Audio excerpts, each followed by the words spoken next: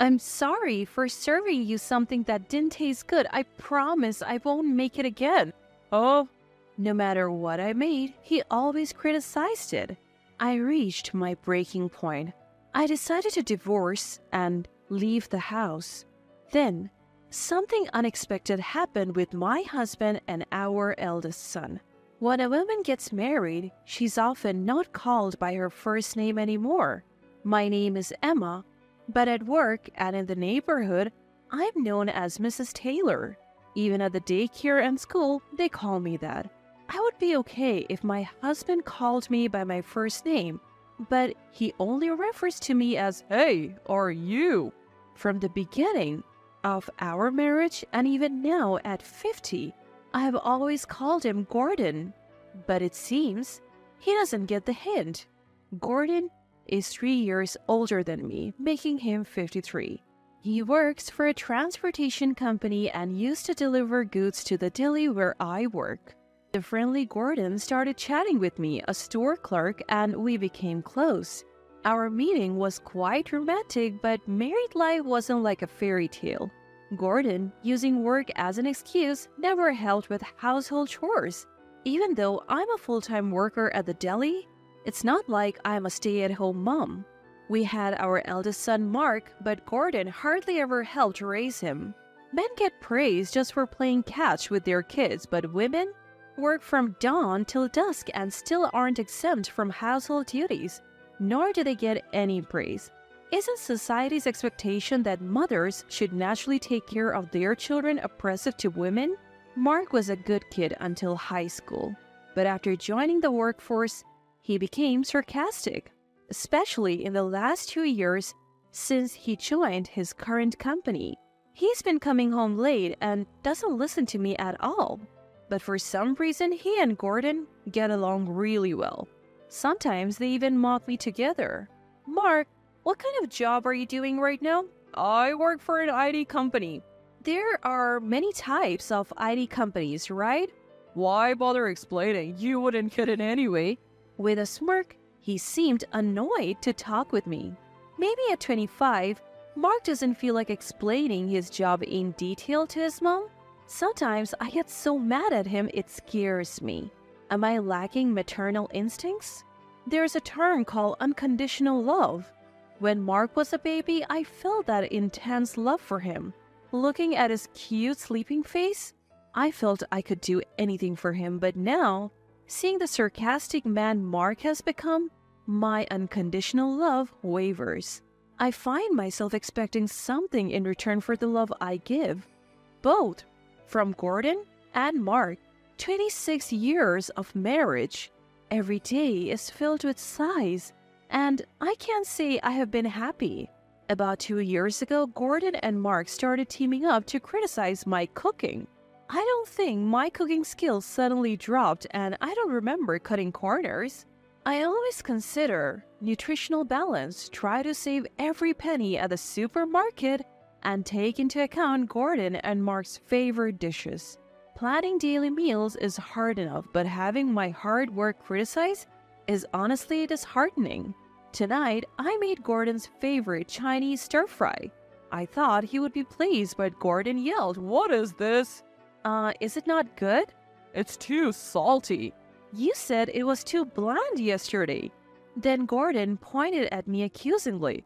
Can't you find a middle ground? It's always one extreme or the other with you. Yet, he continued to eat voraciously, exaggeratingly leaning back and shouting, "So salty." Mark just ate silently. How about you, Mark? I often get taken to fancy restaurants in Akasaka and Ginza by my boss. So I have become a gourmet. Everything tastes good to me now. I worry for the woman who might marry such a sarcastic man, even if he is my own son. While still complaining about the saltiness, Gordon finished his meal and in the end, so did Mark.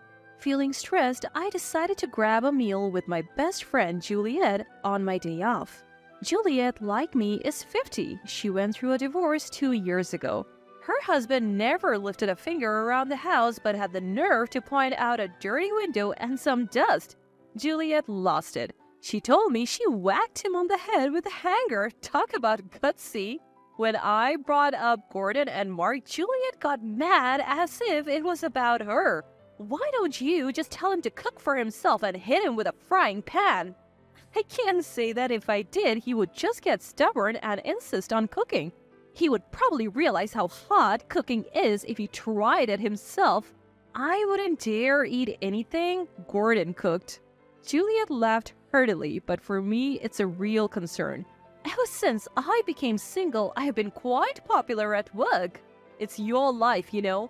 You aren't living just for your husband or kids. You're only 50, Emma. I'm already 50. Don't give up because of age. 50 is when life truly begins. I get asked out for dinner by male colleagues quite often. It's probably because I'm single now. If the guy is single too, there's no issue.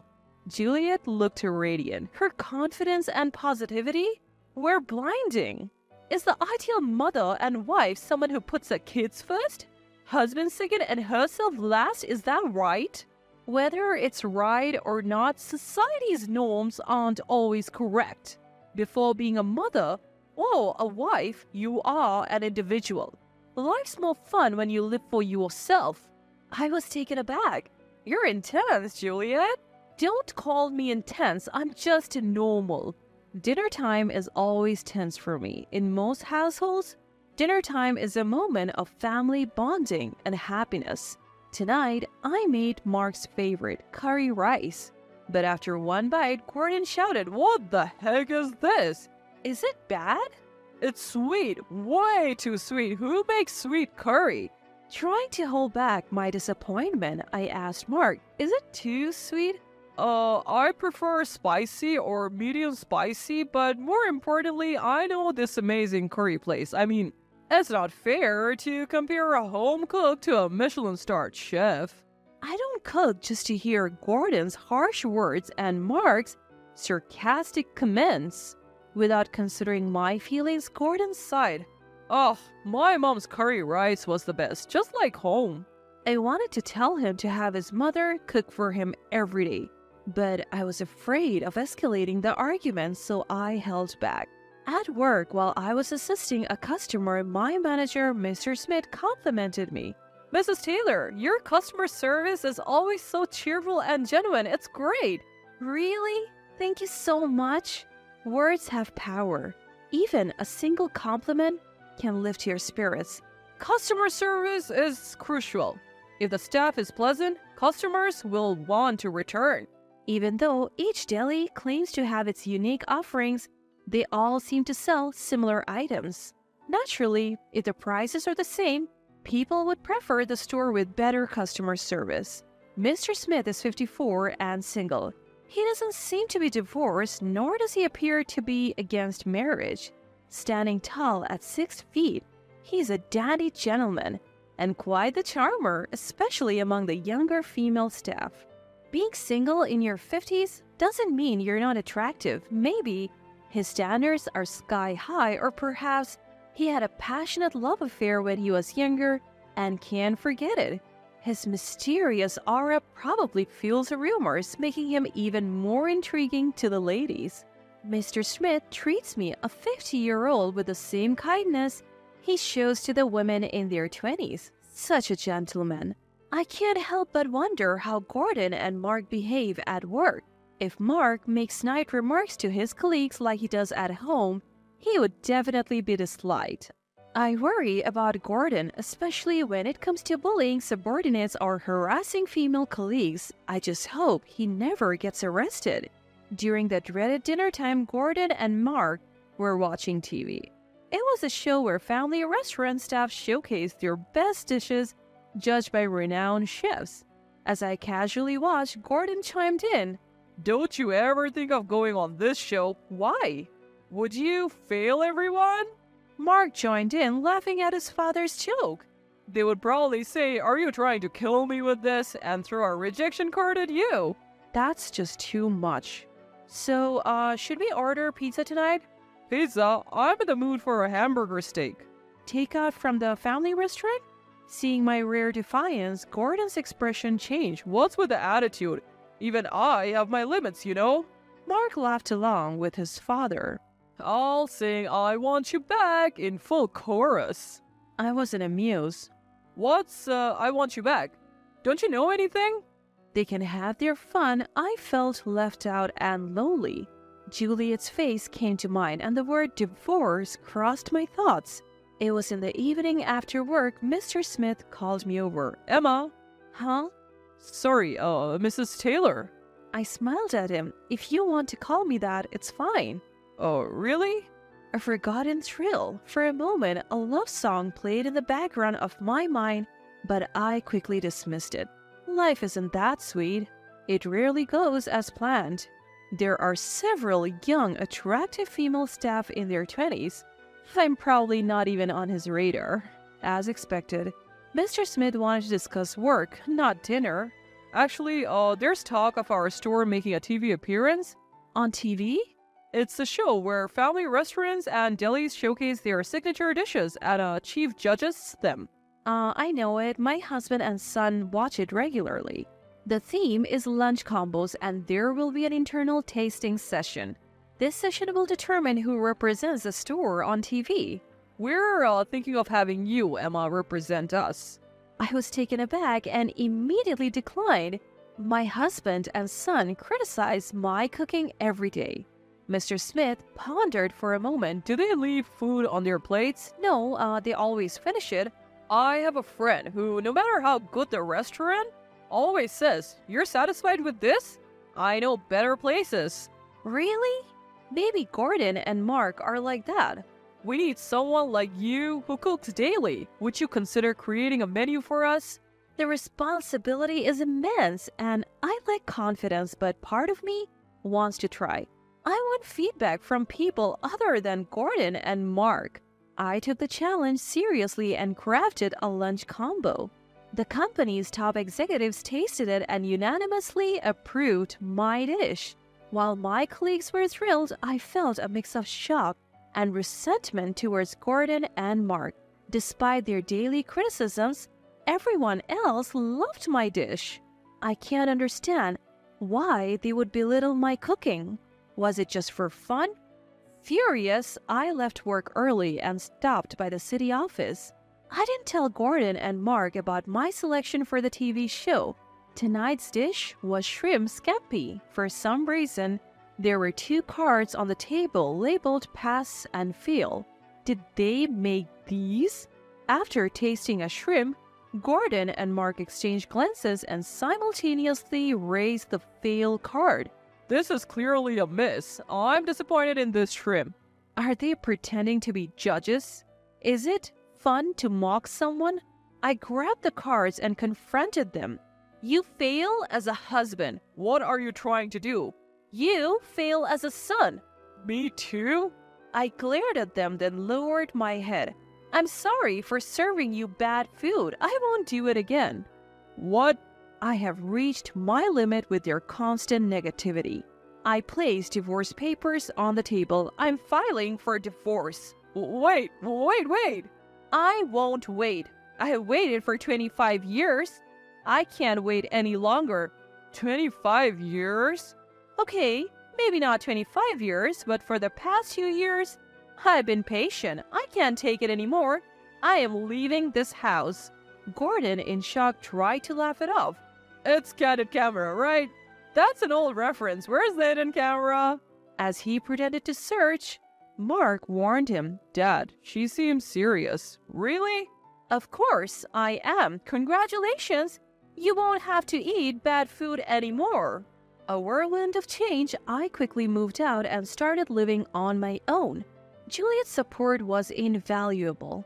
Without the burden of my foolish husband and clueless son, I could focus on my job.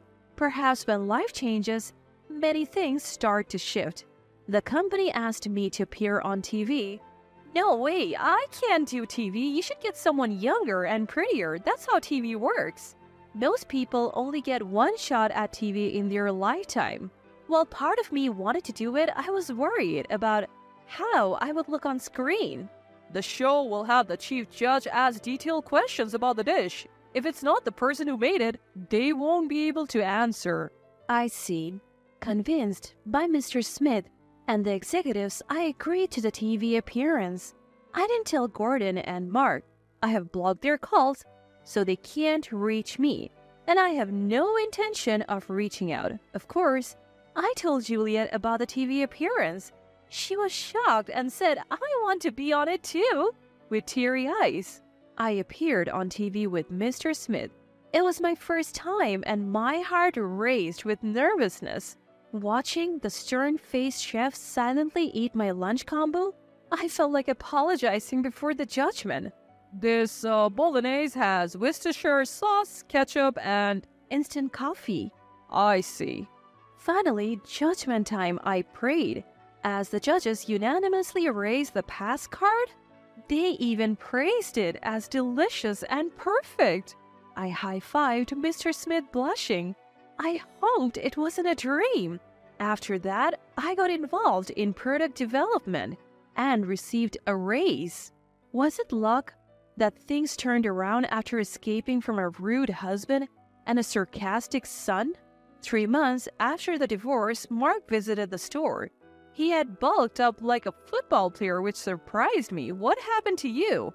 I haven't been eating at home, so I've been eating out a lot. Before I knew it, I looked like this. Serves him right. It's probably karma for mocking the food that a top chef praised. I saw you on TV. Dad was shouting in disbelief. Mark smiled, but I only replied, oh. Please come back, Mom. Grow up, you're 25, handle it yourself. Can I at least live with you if you don't want to be with Dad? Be independent, don't come here again. I spoke coldly, and Mark, seemingly shocked by my firmness, left. The next day, as I was placing an umbrella stand outside the store, a massive man approached. Emma, who are you? Don't play dumb. It was Gordon, but he had gained a significant amount of weight. Because of you, I've been eating and drinking at pubs every day. Before I knew it, I couldn't move. You have no right to call me that anymore. Gordon tried to laugh it off. Emma, please come back. At this rate, Mark and I will turn into Crusher Blackwell. Crusher what? You don't know who Crusher Blackwell? He was a 215-kilo wrestler. His jokes showed no remorse. I don't want to waste my time talking to you. Please leave. Despite my harsh words, Gordon persisted. I apologize for everything, truly. Even as he apologized, I remained silent. Your cooking was always amazing. My mother told me never to praise someone too much. If you keep saying something's delicious, they won't improve. Wait, where are you going? Before Gordon could finish his apology, I had already retreated into the store. But to my surprise, he followed me in. Wait, we were in the middle of a conversation. I have nothing more to say. If you persist, I'll call the police. The police? Gordon dramatically looked around, then back at me. Why bring the police into a marital issue? We're not married anymore. Just give me one more chance. Please leave. Suddenly, Mr. Smith emerged from the back. I've called the police. Maybe you should leave. Who are you? I'm the manager of the store. Why are you intervening in a marital dispute? We are not a couple. Gordon, with his exaggerated gestures, pointed at Mr. Smith and me. I get it now. Is that why you divorced? Are you two together? Enough. His rude insinuation infuriated me. What nonsense are you spouting? I won't tolerate it. Is it true? Is that why you're so upset? Just then, a police car pulled up and 2 sturdy officers entered. That's the man. What are you talking about? As one officer tried to restrain Gordon, he resisted. Let me go. She's my wife. I don't know this giant. So you're denying me now? One officer said. We'll discuss this at the station. The other officer was also thrown off. Had Gordon become so strong as a wrestler? Overwhelmed by jealousy, Gordon's face twisted into a terrifying scowl as he grabbed one of the store's umbrellas. I was taken aback, but Mr. Smith bravely stepped in front of me, arms outstretched. Trying to play the knight, are you? Showing your true colors, you homewrecker? As Gordon raised the umbrella to strike, an officer from behind forcefully knocked it out of his hand and grabbed Gordon's wrist. You're under arrest for obstructing official duties. Obstructing official duties? The police's signature move? You think that solves everything? Just come with us. Emma, help! Everyone on the street was watching. I felt my face burning with embarrassment. The commotion continued as Gordon was forced into the police car. How embarrassing. Are you okay? I'm fine. Thank you. If you ever need help, just let me know. Such comforting words. You're very kind. I'm not kind to everyone. Huh? Mr. Smith left after dropping that ambiguous line. Maybe it wasn't a misunderstanding. Since then, neither Gordon nor Mark visited the store. I finally had peace. After 26 years of marriage, I was free. I could have lunch with Juliet whenever I wanted and enjoy dinners. Even returning to a dark apartment, I never felt lonely. Work was fulfilling and being valued by the company felt great. One day, Mr. Smith approached me. Emma, do you like musicals? Musicals? I got 2 tickets. It's easy to watch a movie anytime, but a play has a fixed date. I noticed he was sweating. Memories of my youth resurfaced and my heart raced. Maybe it wasn't a misunderstanding after all. I love musicals. I would love to go. Great! I'll take the tickets and go with a friend. What? Just kidding. How about a nice dinner afterwards? Seeing Mr. Smith's relieved expression, I smiled. Life is unpredictable. Now, I am embarking on a second youth.